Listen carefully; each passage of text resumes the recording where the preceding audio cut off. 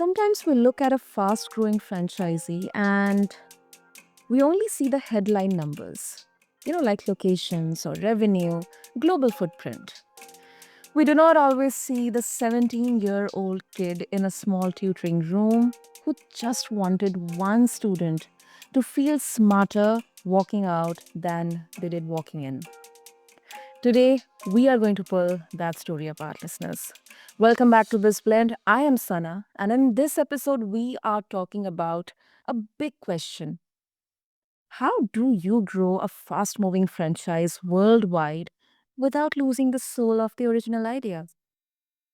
My guest, Michael Black, is the founder of Success Tutoring. At 17, he started a small tutoring center with a simple mission: help students lift their grades, but also their confidence and their mindset. By 26, he has turned that into a multi-million-dollar tutoring empire with centers across Australia, New Zealand, and Texas, an expansion on the way into Canada, Singapore, and UK. Well, listeners, Michael is also the author of Millionaire Tutor: Escape Your Soul Crushing 9 to 5 by Building an Outrageously Profitable Tutoring Business. He speaks a lot about freedom, impact, and also building a business he can actually believe in.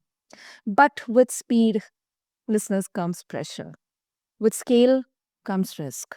With outrageously profitable comes hard questions. So, today we are going to talk about what it really takes to grow a franchise fast, the trade offs, the systems, the people you say yes to, and the ones you should not. So, all right, let's get into it. And Michael, welcome to this blend. And I'm really, really honored to have you here.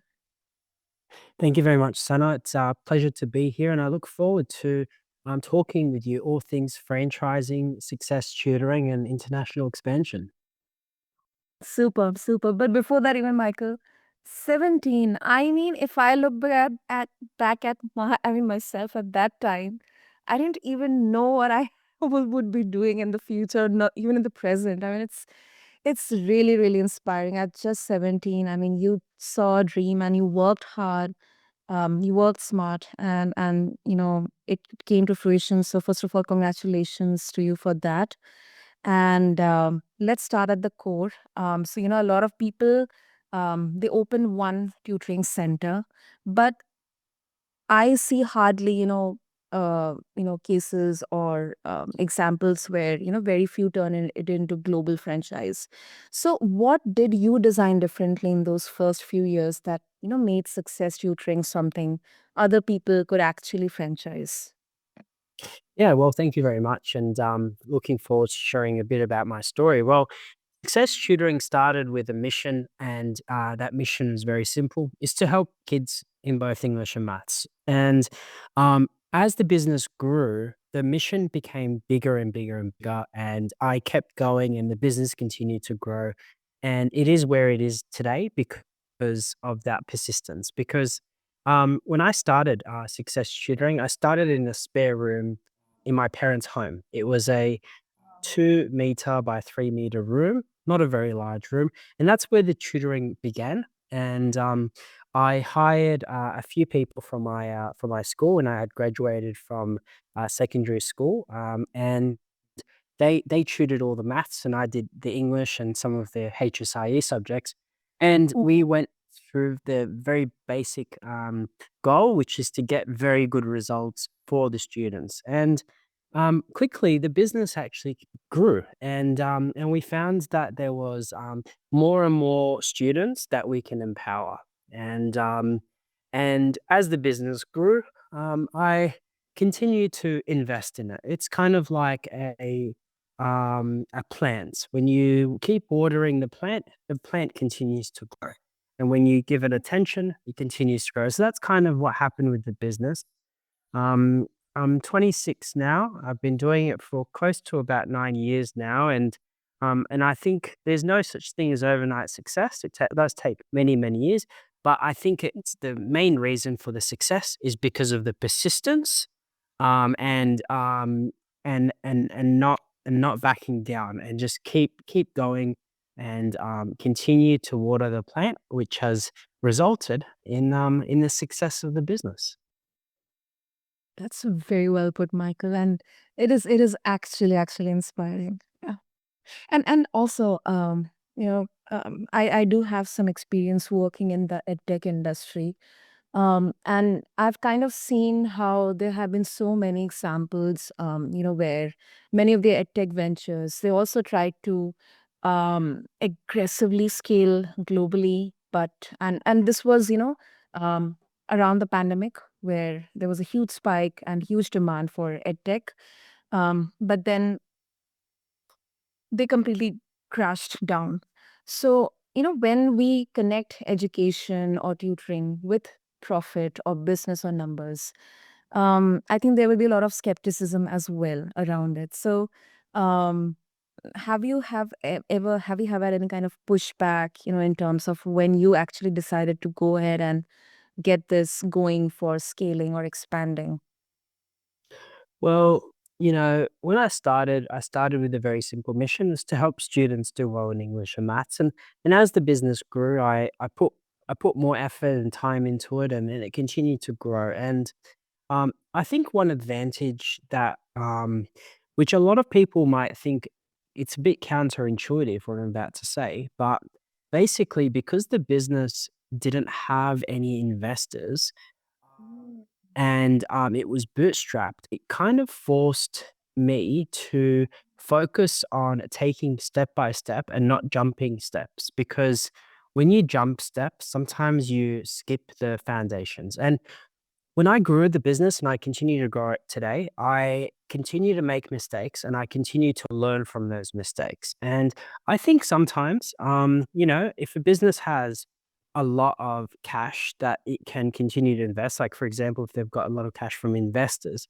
sometimes they can skip steps potentially, and that can result in scaling that is not sustainable. But I believe with the fact that we were able to build step by step, brick by brick, building the foundation and then building on top of that, it's really allowed us to build a model that is, I hope, will stand the test of time. And that's basically because we're taking it step by step. It's like trying to go up a very big mountain.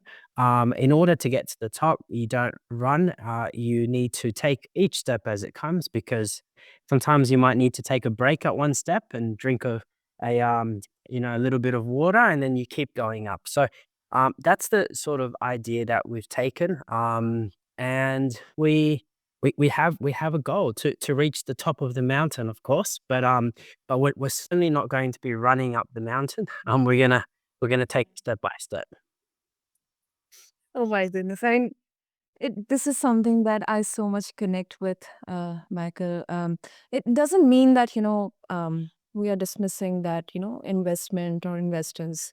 You shouldn't go or maybe pursue that. But I think something that has my whole passion, my whole energy invested into it, and I actually genuinely, authentically wanted to grow with bootstrapping. I think, we can explore both the sides of the coin, where you have that, kind of a weight, or I shouldn't say pressure, but there's this fire within you that, you have to keep growing it, because, you're not going behind any kind of investment here. So you have to be very mindful, you have to be very careful in terms of what actions you're taking, what decisions you're making. And then on the other end, I think it also helps you be focused behind the actual vision, not just running behind the numbers, but the actual vision. Because sometimes in the pursuit of profits and numbers, there have been instances, where a founder completely loses their own vision, behind getting that idea and making it to fruition. So I absolutely connect with you and agree with you on that. I think it's focusing on customer as well.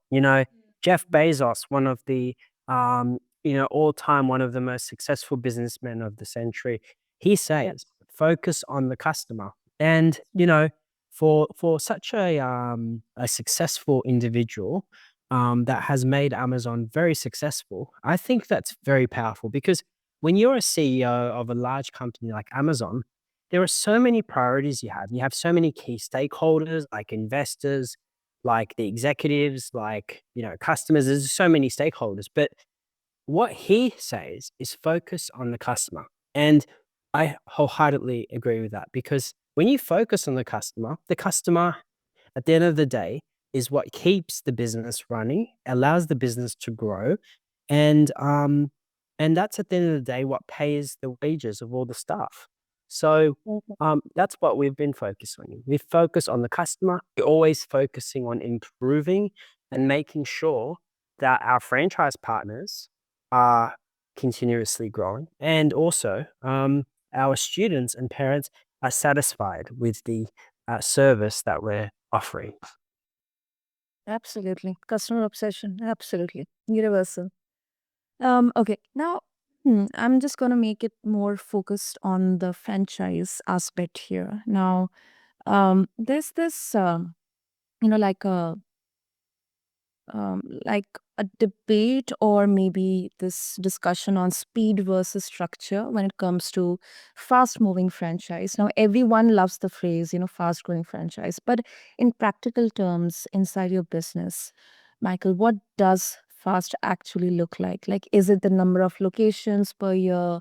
Or payback period for franchisees or speed of onboarding? Like, are there any metrics that you follow? Yeah, well, when you think of a fast-growing franchise, there are many things, and with more locations, of course, comes more students and more franchise partners and more revenue, and these things happen. And in terms of payback period, these things typically when you look at the speed, the payback usually takes a certain number of time. There are some things you can go fast in, but there's some things that do take time. So, for example, when you set up a business, you would always expect for the payback to take some time. Just like, when I first started the business, the payback took me 8 months to get the first customer. Of course, it doesn't take franchise partners 8 months to get their first customer now. But that's what it took me initially. And so with any business, there is obviously a return on investment, and that does take time. When we look at speed, we look at go-to-market strategy, and we look at how quickly we can expand into a new area, and not just expand in a new area, but also provide support to the franchise partners in that particular area. So, for example, we're expanding right now into Texas in the USA. We're focusing on the USA. We're focusing on Texas. We're not diverting and trying to focus on maybe 5 or 6 states in the US. We're focusing on one state. And that's what allows us to provide sustainable support to the franchise partners in Texas, as an example. Because for us as a franchisor, we want to make sure that all of the locations are successful, the franchise partners feel supported, and that the business can grow sustainably. Because if we've only got one location in, let's say, one city, that is not profitable for the franchise partner, and it's not profitable for us because we have seen statistics which show that the franchise partners that perform really well are the ones that are in areas where there's other franchise partners as well. Because when you grow the brand, it actually improves the customer confidence, and it grows the business overall. So speed, variety of different things, but mainly when it comes to franchising, the speed would revolve around the number of new locations that a franchisor is able to bring on board, and the quality of support that they're able to provide as well to the franchise partners that come on board. Absolutely. Absolutely. I think it is speed, but not compromising on the structure. Yeah, well, like I think there's different ways you look at it, right? So, obviously, let's pretend you're a race car driver, and so the race car driver wants to win the race. Now, if you go too fast, you will crash and you will lose the race. But if you go too slow, you will also lose the race. So, what you need to do is you have to go enough speed, but not too fast, but not too slow. And you need to make sure you're able to take the turns correctly. Otherwise, if you spin out, you'll lose time and you'll take a bit of time to recover. So that is exactly how I feel running success tutoring. It's like being a race car driver. You've got to make sure that you've also got just enough speed, but not too fast, but also enough opportunity to be able to win the race. Because if you go too slow, go to market strategy is very important. We run a very unique business model. We want to make sure that we expand into those key markets and continue to grow. I believe this wholeheartedly, and I think a lot of people agree with me. Time is very precious. We only have limited time on this earth to make an impact. And there's so much more that I believe we can build with success tutoring and empowering students. We're not just about teaching students about English or maths. We're here to motivate, inspire, and uplift them. We want them to feel empowered and that they can achieve whatever they put their mind towards. So we're on a mission. Basically, we're on a mission to motivate students to reach their full potential. And that's why we're going fast because we want to impact the students and we want to impact franchise partners, not just in Australia, but on a global scale as well. Absolutely. Absolutely. I think this creates such a huge difference.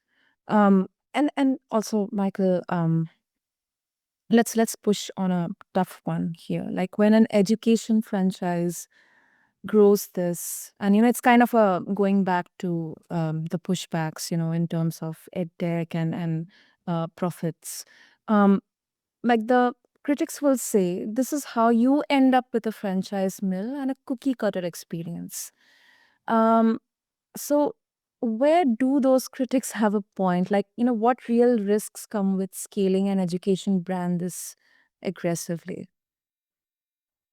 Well, well, basically, if you go into anyone goes and looks at the dictionary and looks at the definition of franchising, they will realize that there'd be very, very synonyms around the words of a cookie cutter because the thing about franchising is actually a very beautiful thing because what it does is it allows people, everyday people that may not necessarily go into business, have the opportunity to go into business with a proven model that works. Okay. It doesn't guarantee success. Franchising doesn't guarantee success, but it improves the chances of success. And what it does is it allows people to run a business. And, when I started Success Tutoring, I made so many mistakes, and I still make mistakes today. And the thing about franchising is it allows the franchise partners to use a proven model that works. Now, some people might call it cookie cutter approach. Other people might call it systems, processes, knowledge from almost 10 years of running a business. But it's actually a growth strategy. Franchising. So for some people that want to start a tutoring business or any business of that matter will go into franchising because it's a growth strategy. It allows them to have a compass when going into business. Like franchising doesn't guarantee success, but what it does is it's like giving someone a map and a compass to know where to go. It doesn't take them there, but it gives them a sense of direction of what to focus on. Because a lot of people, when they go into business, there's a million things that they have to focus on and they don't know what to focus on because with franchising, they can know what buttons to push, which levers to pull, which areas to focus on, and they can also learn from other franchise partners that are in the same boat as them. So, franchising, a good franchise, is in one way or another cookie cutter approach. But one thing to always remember, and this is something that I have learned while being in franchising, is that every community, every state, every country is different. And Mm. you can have the same business model, but every like town, every city is different. Like there is never two cities or two towns the same. It doesn't matter where you go, in Australia or New Zealand or the United States, everywhere is different. So The support that we provide franchise partners is not cookie cutter. Yes, we do have processes and systems in place to be able to provide them with that support, but it's actually unique, and it's unique to the location that they operate in. That 100% makes sense. 100% makes sense, Michael. Yeah. It is standardized, but then it has to be improvised. It has to be tweaked and fine-tuned based on not even the city, but town to town. Because, I mean, everywhere the customers or the students, they are different. And whether it's communicating or understanding the pulse and in a way how they can be actually the how we can get the best output or efficiency, it is different. So definitely it is not cookie cutter. Great. So Michael, before we wrap up, one final question to you. In education and tutoring, we are seeing that there is still um, a demand. There are a lot of people who are looking to invest. I mean, when you choose new franchisees, what are the non-negotiables that you see, like beyond capital? Well, I think the intention behind starting the business. So, Mm. a lot of people like they go into business with the wrong intention. A lot of our franchise partners they go into business because they're passionate about education. They want to make a difference, and the money comes after. When I started tutoring, I didn't think of I didn't think of the money. The money came after. Like the first customer that signed up when I was tutoring, I only charged them $35 for a one-on-one session. And these days we charge much higher, about 80 for a one-on-one, but most of our centers don't do one-on-one actually. They do a group membership model of tutoring. But what I mean to say is money comes after you provide value. So um, the most important thing and most important principle in business, and this is what I share to everybody, is that you need to provide value before you can expect something in return. And when we speak to franchise partners, we want to hear that the reason why they go into business is to contribute to their community, provide good results to the kids, and really provide a meaningful impact for families in their community rather than aiming for the monetary reward. The monetary reward always comes, but that should not be the aim. That's a outcome that comes as a result of the work that they put in. Exactly. And this is so much, relevant, especially like if we see education or tutoring as an industry here. We definitely have explored customer obsession, but I think trust here, I think it has to meet an altogether different level here because, we are as a tutor who is also managing a business here, trying to create a brand here, I'm also responsible for building, the future of so many students out there. And there are families who are dependent on that. So I think it becomes more and more important to make sure that the value comes first. The monetary aspect will anyway come later. Yeah, exactly. That's any principle in life, I believe, is the more you give, the more you receive. And you should always give without expecting anything in return. And good things do happen. So that's what we focus on, providing the value and then the monetary reward comes after that. Super, super. So, Michael, before we wrap up, if our global listeners they would also like to explore, they would like to connect with you, and they would also like to, get access to your book, Millionaire Tutor, and also explore more about success tutoring. What would be the best way? Well, the book is available on Amazon. It's Millionaire Tutor. I also have a website called millionairetutorbook.com. The book is black, and it has a picture of me, so you can't miss it, and the writing is in orange, so it's very, very easy to identify, actually.